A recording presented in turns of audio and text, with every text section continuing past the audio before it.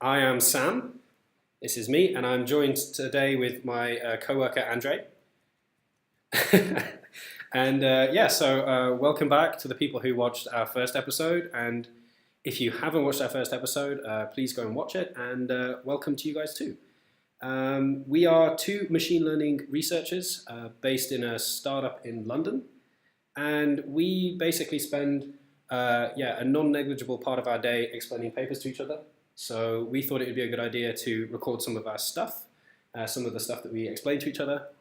And today we thought we'd talk about a field of natural language processing called question answering. And we're going to sort of dive fairly deep into the sort of real core of many different parts of question answering over the next few episodes. Today I will not be driving. Andre will be doing a lot of the explaining. So without further ado, Andre, please take it away. All right, guys. Hey, this is Andre. So I guess today we'll be talking to you about question answering, which is a very, very interesting subfield of natural language processing, more commonly known as NLP. Now, there are different types of question answering, and some of them have existed for a very long time, others for a very short time. But nevertheless, over the years, the field or the subfield has been of increasing interest within the NLP community. Now, let's start off by just describing the different types of question answering, and then what we'll do is we'll pick a paper and, just like last time, go over it in detail.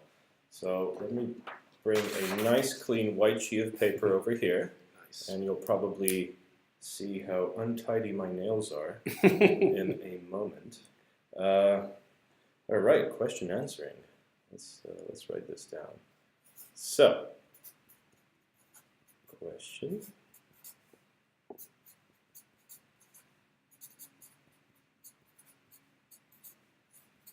So, question answering. There are a couple of types of question answering. Broadly speaking, question answering divides into factoid and non-factoid question answering. So on one side, we have what's called factoid question answering, which is where, and it's more to do with knowledge bases and things like that. So an example of a question within factoid question answering is, how old is Chuck Norris? And then, given some giant knowledge base we have in the back end, we'd want to somehow figure that out. We're not going to talk about factoid question answering today. We might talk about it in one of the subsequent videos. It's a very old form of question answering. And instead, today we'll be focusing on what's called selective question answering.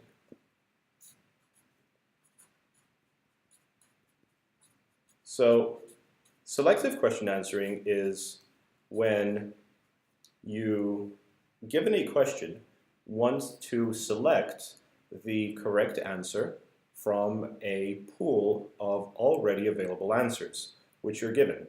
So think of it as, I am a customer coming into your application, and I have a question about it, and instead of answering that question outright, what you can do instead is you could point me to the correct answer in some FAQ.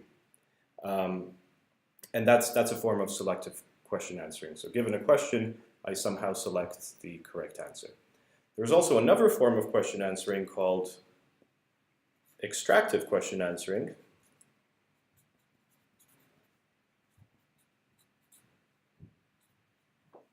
And in extractive question answering, we are given a passage of text and a question, and we then wish to, for lack of a better term, essentially highlight the correct answer. And extractive question answering has become increasingly popular over the past couple of years, especially with the advent of datasets such as Squad, the Stanford question answering dataset. And it has some really, really cool and really, really useful properties. I'm sure we'll talk about those later on. But just to give you a flavor of what extractive question answering exactly is, here's a very specific example, and we printed this out earlier. It's taken from Stanford's question answering dataset. So hopefully this is in focus, and it seems like it is. So given a passage of text, and let me take a highlighter because I was talking about highlighting things. So let's start highlighting things. Given a passage of text, which is this piece of text you see within the red border, and a question. So consider only the first question, for example. We wish to highlight within the passage of text the correct answer. So if we just spend some time going over this section of text, I think the way Squad was collected was by taking Wikipedia descriptions of various topics and then sort of mturking or asking a bunch of questions about those passages of text within Wikipedia, and then putting them on Amazon mturk for people to solve. But essentially, this is a piece of text from Wikipedia. This is a question, and if we carefully read the passage of text, we'll see that where is Kenya located? Well, Kenya is located in Africa. And the reason we know this is because it says Kenya, officially the Republic of Kenya, is a country in Africa. So let's highlight Africa.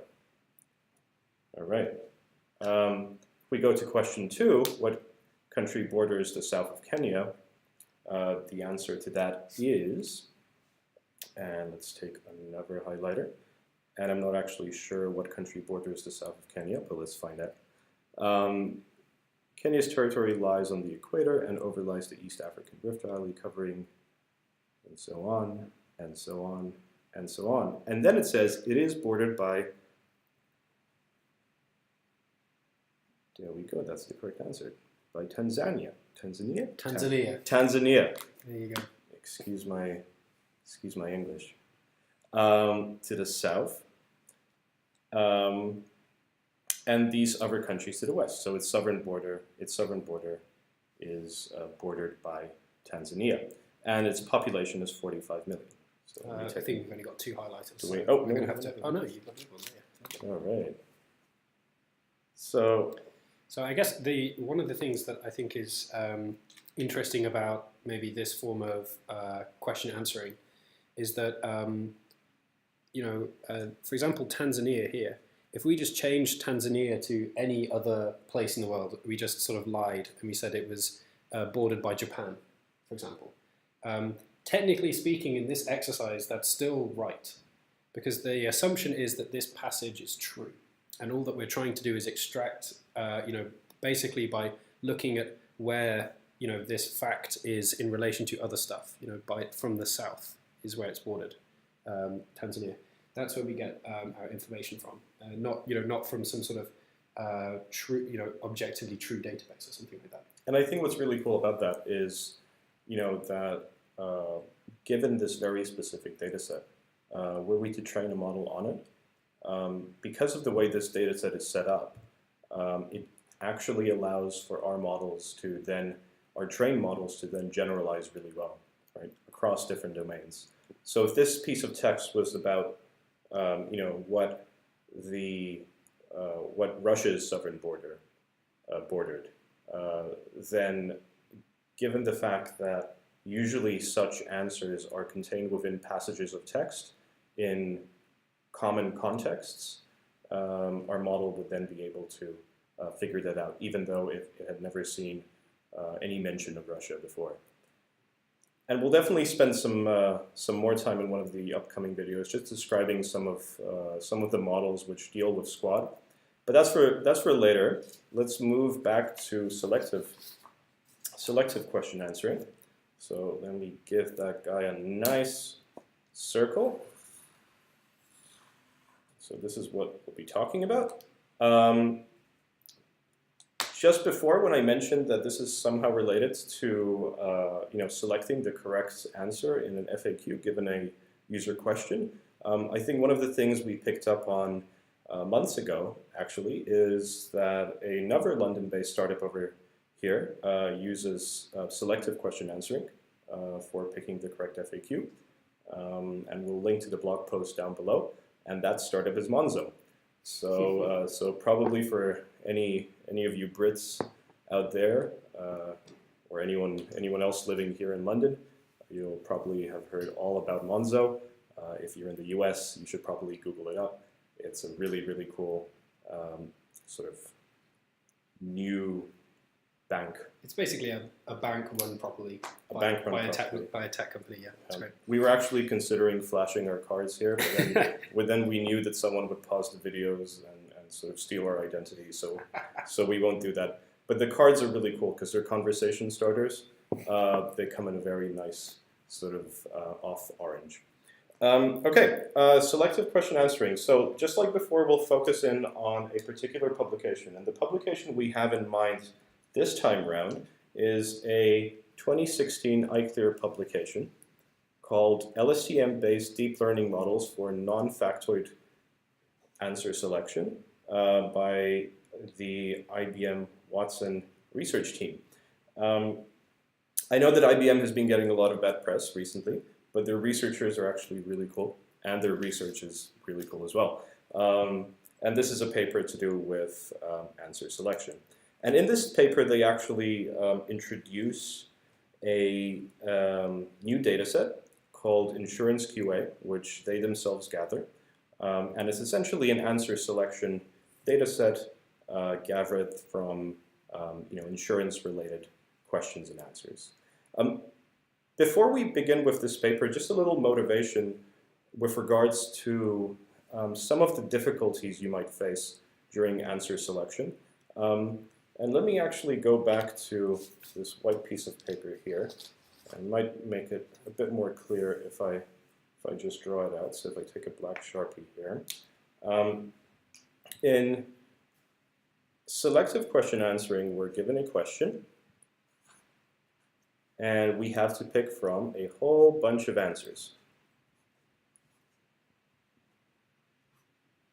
So if this is answer 1, and this is answer n, we have to select one of them given the question. Now, if n is really large, if we have lots and lots and lots of answers, then selecting the correct answer becomes hard, right? Because softmaxing across a whole bunch of potential classes is difficult and might, for a whole number of reasons, right? So I guess what you're positing here is like an n-way classification. So similar to a lot of classification tasks, you assume that each of these answers is almost like a category, and what you're trying to do is trying to predict from this question as an input, what's the correct answer, as if you're trying to predict the correct entity within an image. Say it's exactly the same thing in theory, right? Exactly, and obviously that can run into certain problems, right? So problem number one is if n is too large, this might actually turn into a numerics problem in your model, right? So you'll be softmaxing across all your classes. Those values have to add up to 1, and if n is really, really large, each one of those values is probably going to be very, very small. And then you might have a case whereby two answers are actually seem to be almost infinitesimally close to each other, and then how do you sort of go about selecting them? So that's problem number one. Problem number two is simply if n is really, really large, then one of the dimensions of your at the very least your final output parameter is going to have to be huge, and that can be problematic in itself as well. And I guess let's imagine that we're trying to use this in some sort of production system, and we want to have the feature so that if someone is using a model like this, they want to be able to upload new answers. Every single time you upload a new answer, you have to completely retrain and reformulate your model, because we assume here that this is the universe of all answers are these answers here. So if we try and introduce a new answer and try and predict it, you basically can't do that within the constraints of this model. So we have to retrain it every single time. Exactly. So in that sense, it's not exactly very extendable. Every time we introduce a new answer, we have to retrain this entire thing, and retraining this could take a very, very long time. So this then gives us a very good initial motivating problem. How do we circumvent this problem, right? of having a large number of answers, and B, being able to deal with new answers. And this is essentially the problem with which the IBM guys over here grapple with. Eichler 2016, LSTM-based deep learning models for non-factoid answer selection. We'll link to this paper down below. And just like last time, we're going to go over it and introduce its main concepts. So if we actually just skip over to page 3, and if we have this printed out with us, that would be really, really cool, because then we can all read it together. And let's see if you can see this clearly. I'm not sure if we should bring the camera down a little bit. I think, you know what, I think we're okay. I think we're okay. Okay, good. So in NLP publications, you'll oftentimes see these little diagrams with arrows pointing left and right, and you'll after a while you'll actually get to become quite comfortable with what everything represents. So let's just go over this diagram and try and sort of understand what exactly is going on. So I guess the first thing I want you to notice is that this first row over here at the very bottom, these are two bidirectional LSTMs. Now, if you don't know what a bidirectional LSTM is, you might know what an RNN is. So LSTMs are related to RNNs. In fact, LSTMs are just a specific instance of a recurrent neural network. A bidirectional recurrent neural network just means that we're feeding this into our model from both ways. Or put otherwise, we're feeding this into our model one way, reversing the sequence, and then feeding it back into the model the other way, and then concatenating the outputs. But essentially, it is an LSTM is a very much a standard workhorse within the NLP community. There is a vector of research which deals with analyzing the inner guts of LSTM and other sort of RNN models. But for the most part, you'll see that in many applied deep learning NLP publications, oftentimes when you have to embed a sequence of words, you embed it using a bidirectional LSTM. Now, the inputs into both of these bidirectional LSTMs are some form of word representation. So they can either be one-hot word representations, where you have a sequence of vectors, the size of your vocabulary, full of zeros, and only equal to 1, where that component indicates the word, the position of that word within your vocabulary. Or they could be something like word-to-vec embeddings. So essentially, we embed both the, and let me draw this in a marker. So this is the, oops, I guess that's blue, so let's use a blue.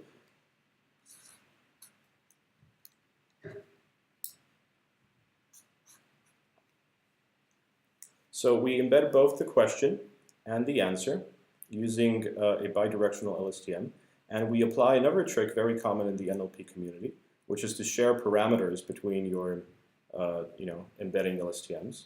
What that means is that somehow internally your question embedding LSTM, which uses the same parameters as the answer embedding LSTM, is actually gaining a better knowledge of both and how they relate to each other.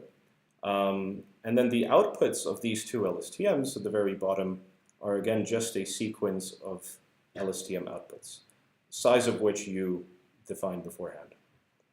So in Go, a sequence of input vectors outcome a sequence of output vectors. On the one hand, we have a sequence of output vectors representing the question. On the other hand, we have a sequence of output vectors representing the answer.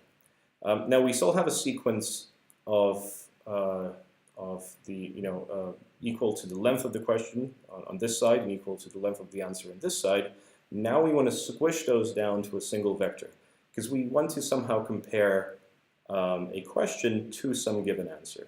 And the way we do this is, or the way this paper does this, is by either mean or max pooling those vectors coming out of the embedding LSTMs.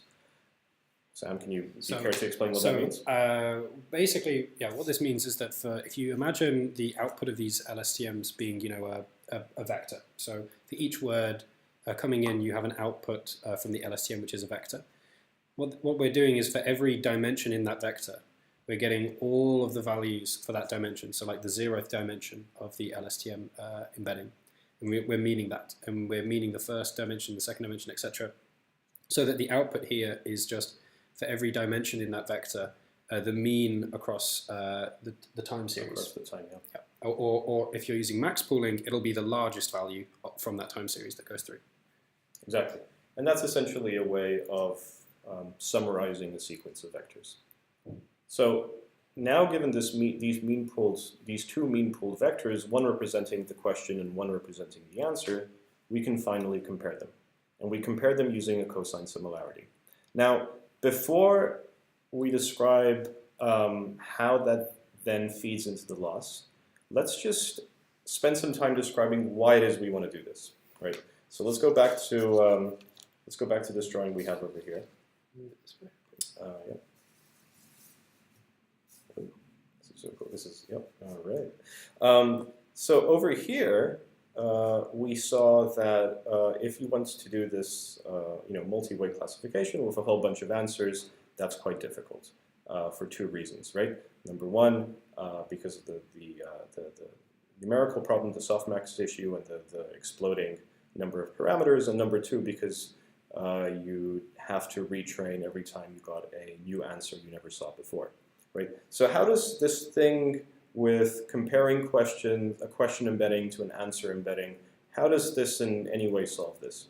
Okay, so let's start off with a question and a candidate answer. So a candidate answer is just an answer here, and we can compare these. So we can compare these using a cosine similarity metric, or for that matter, any other similarity metric, and see how similar they are. So what we're assuming is that this Q and A are kind of sort of outputs of some magical function, in which these are both vectors, and the vector of Q and vector of A should sort of correspond to some information of what was inside this question. So, for example, if this question said something like, "Can I bring my dog on my flight today to like an airline company?" We would expect that question embedding to be different to someone saying, "Who do I complain to because my flight was delayed?" And that's kind of where we are right now. We have these two embeddings, Q and A. All right. So we have these two vectors representing a Q, a specific Q, and a specific A. And for the sake of argument, let's say that this answer over here is correct. So let's put a plus over there. What that means is that when we compare these two vectors using some sort of similarity measure, we want the answer to be high. So if I draw this like this,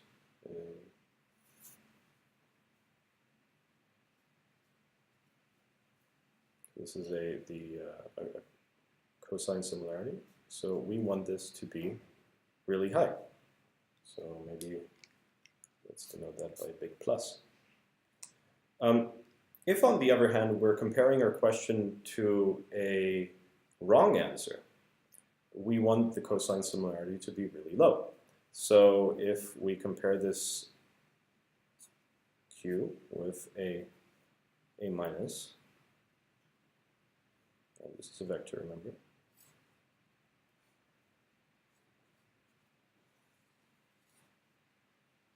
So we want this to be really small.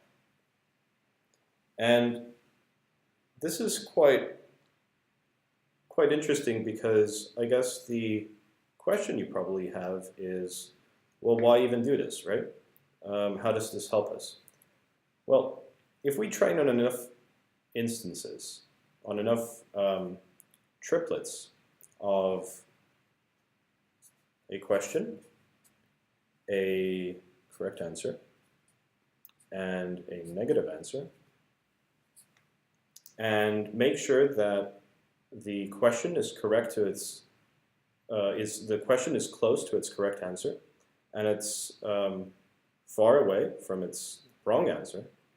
Then we'll have trained a model, a system, right, which, given a question and given an answer embedding, any answer embedding, right, will then be capable of telling us how confident it is that that answer is correct. And if we then have a pool of candidate answers, including certain answers we might have never seen before, we can then just rank them and then take the answer which is nearest the question as per our similarity metric. And that's essentially it. That's the gist of this.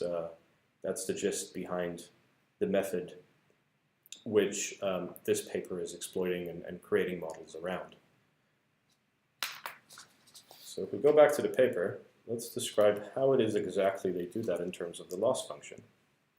But before the loss function, let's just shoot back down here again and recap. You have some inputs. You have an input question, and you have an input answer. I'm just going to move that up a tiny bit. Go for it. All right. So you have a bunch of words representing the question. You have a bunch of words representing an answer. This answer can be either right or wrong. We'll talk about that in a second. And then you pass those words through an LSTM.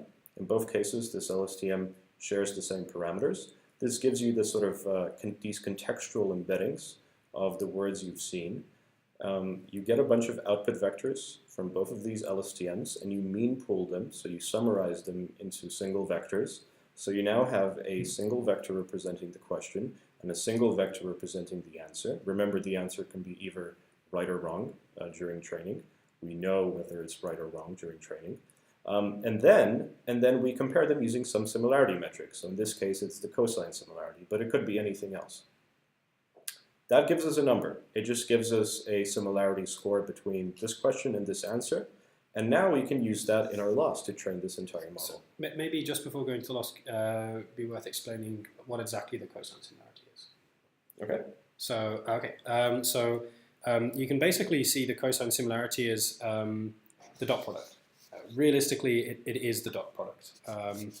I'm going to have to sort of... I think I can give you another sheet. Well, it's not... so basically, let's say you have a vector. Let's see if I can do this. Vector A and vector B. And we care about the sort of cosine similarity. I don't know what you'd write like a cosine of this. Really what it is just A dot B divided by the magnitudes. So what you can think of it as two things. You can say it's a unit normalized dot product, or you can say it is the dot product of two unit normalized vectors. So the nice property about this is that the largest value it can have is 1. The smallest value it can have is -1. And you can kind of see it as how aligned these two vectors are without having to take into account their magnitude. So if A and B are parallel, you will end up with a cosine similarity of 1. If A and B are perpendicular, which means that one is 90 degrees to the other perfectly, you will then have a similarity of 0. And if they're anti-parallel, so say A is going one way and B is going exactly the opposite way, then you have a similarity of -1. And that's what this sort of function does really as a loss, as a similarity metric. All right. So let's see how this metric now is used in the loss function. So the loss function is defined over here in equation 7. Do you think it's worth writing it on the paper? We could actually write it on the paper because it might not be.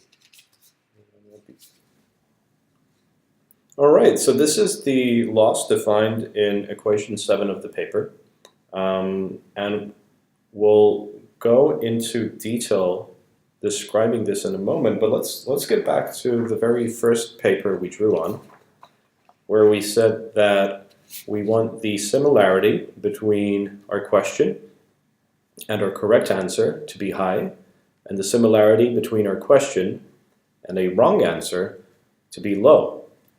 And this is essentially the two quantities we'll be dealing with. So again, in training, we're presented with triplets containing the question, the correct answer, and the wrong answer. And as you can probably appreciate from this diagram over here, the loss is somehow going to be an interplay between these two similarities. All right, so let's get down to this loss. As you can see, this loss is a max over two sides. On one side you have 0, and on the other side you have this big complicated term over here. Now, if you ignore the max and if you ignore the 0 for now, and you even ignore the m, so how about I just go ahead and cover this up with my hands, you'll see that the loss is made up out of these two similarity terms, just like how we drew these on the paper before. The first is the similarity between our question and a correct answer. The second is the similarity between our question and a wrong answer. Now, if you look at this first similarity, we're actually subtracting that from something. And if you look at the second similarity, we're actually adding that to something. And that something is this capital M. Now, this capital M is what's called a margin. Don't worry too much about what that means, but essentially this is a constant number which is fixed at the very start of training and is usually kept fixed throughout. We subtract from this number, which is positive, we subtract from this number this first similarity between the question and the correct answer, and remember, we want this similarity to be high. We also add to this constant m the similarity between our question and a wrong answer, and we want that similarity to be low. So as you can see, the loss is somehow an interplay between these two similarities. Remember that these two similarities aren't independent. Our model will have to make sure that this one is high, while also at the same time making sure that this one is low. So these two similarities, these two numbers, are not necessarily independent. When we subtract this first term from the margin, ideally we'd want, and remember this is the only thing that we're subtracting from this entire big term over here, from this entire side, ideally we'd want this side to be below 0, or below or equal to 0. In which case our loss would be 0, and that would be great. Or our loss could be something, and what is that something? Well, if the right-hand side of this max is positive, then we will incur a penalty, and our model will have to recalibrate its weights so as to hope to make this right-hand side 0. And again, we want this first term here to be very high, this second term here to be very low. Is there anything else I could be saying? I guess what's interesting is if you take a look at the role of this m here, the margin, this margin actually dictates. What does it dictate? Like how? I guess the way you can see it is it's what the model almost has to beat. So the difference between how similar the question is with the correct answer and how dissimilar the question is with the incorrect answer. If those two things kind of are bigger than the margin, so if you actually can just, if you imagine you get this -1 and put this expression in brackets, it'll actually be the cosine similarity of the question and the correct answer minus the cosine similarity of the question and the incorrect answer. And realistically, these two fellas have to try and beat this margin. And if these two values end up being larger than the margin, i.e. this minus and this plus beat this margin, there's no penalty. And what this is saying is that there exists a sufficient difference between these two that we're happy with how the model behaved in this way. I guess another way of thinking about this, by the way, if you want to just take a piece of paper and almost write this on your own, is to take the negative of this entire term, flip this to a min, and then flip the signs over here, and you'll actually see that it's sort of another way of elucidating what exactly is going on here. Yeah. But again, the margin here tells us how difficult, how far apart, essentially, we want our question positive answer and question negative answer pairs to be in some space. Yep. All right, so that's our loss. And again, just to reiterate, during training, and remember training here is done using mini-batch stochastic gradient descent, just like how everything today is done using mini-batch SGD pretty much. We train on triplets, on batches of triplets of questions, positive answers, and negative or incorrect answers. Remember that given a particular question, we usually have one or sometimes one or more correct answers. But in terms of the triplets that are used, we fix this to a particular correct answer. And then also a negative or incorrect answer, where the incorrect answer is usually just sampled from the pool of answers which aren't the correct answers to your question. So just from your bank of answers, your bank of incorrect answers. And essentially, we sample a whole bunch of these triplets from our training set, or actually from our question and answer bank to form a training set, and then train on these, and thus end up with a trained model which is capable of essentially ranking a question and answer pair. So during, if I just take another color here, if we wanted to use a model like this in production, we would give it a question, and this could be any question, and we would give it an answer, and this could be any answer, essentially, and then compute its similarity.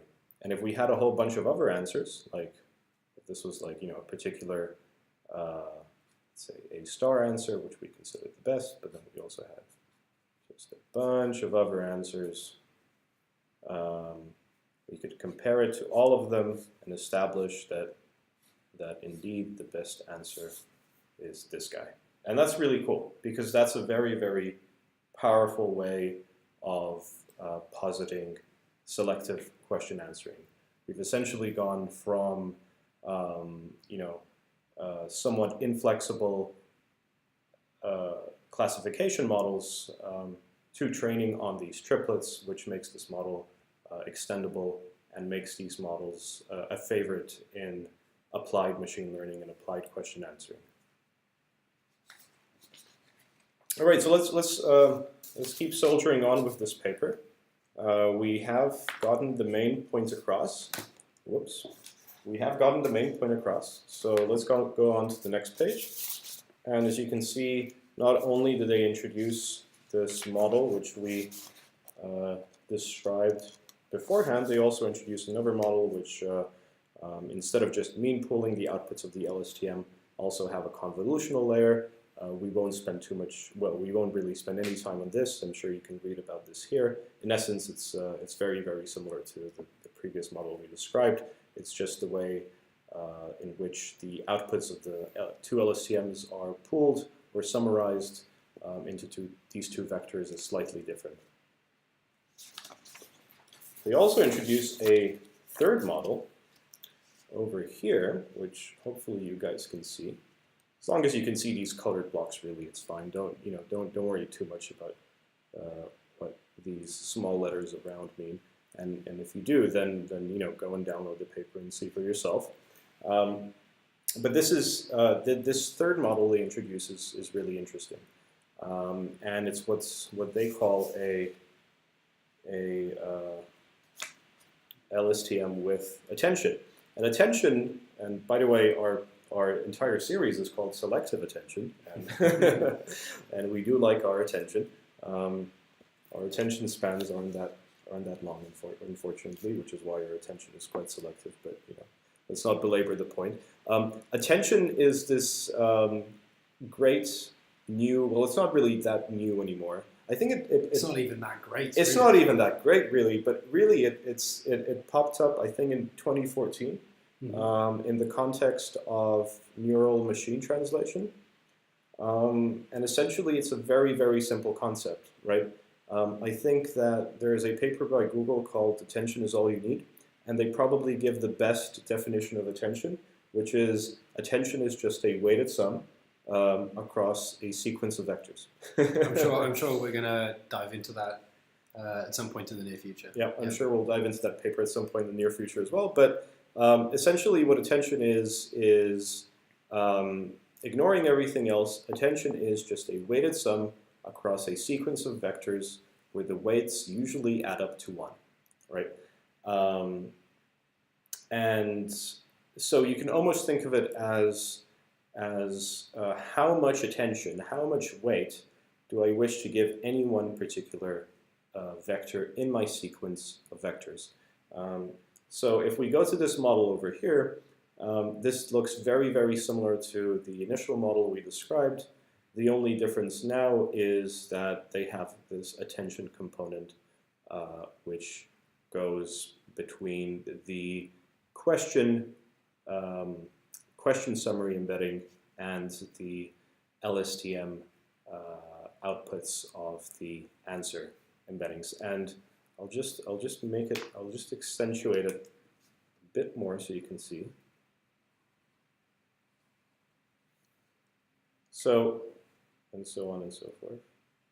So essentially what this is saying is that not only now are we taking a bunch of